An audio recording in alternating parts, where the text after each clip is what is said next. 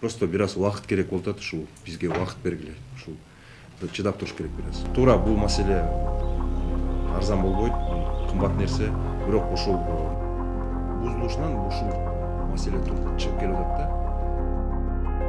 Проект комиссияга, бул комиссия эмес, бул рабочий туруктуу рабочая группа болот. Бир 2-3 жуманын ичинде ошол жана мембранный очистка деген бар.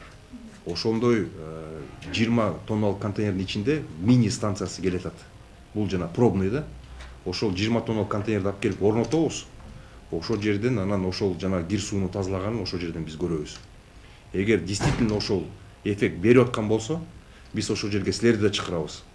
Ал ошол 99%га чейин ошол сууну тазалап берет.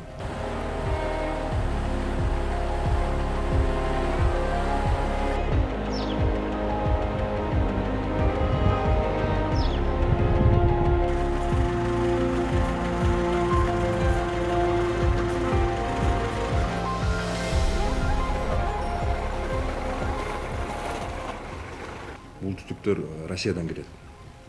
Ошол жактан чыгат ушундай размерде миңдик трубалар.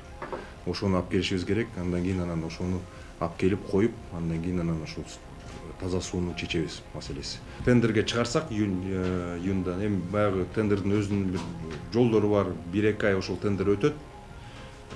Андан кийин бир сентябрларда биз ошол үмүтүбүз бар, сентябрдан баштап жумуш иштери башталат депчи. Ошол сентябрда жумуш иштери башталса, как раз ушу кыш убакта ошол сооружениени кыш убакта салыш керек да, суу аз убакта. Анан эми бул проект болжол менен где-то бир жылда салынат. 1 жылда бул салынып бүтөт аягына чейин.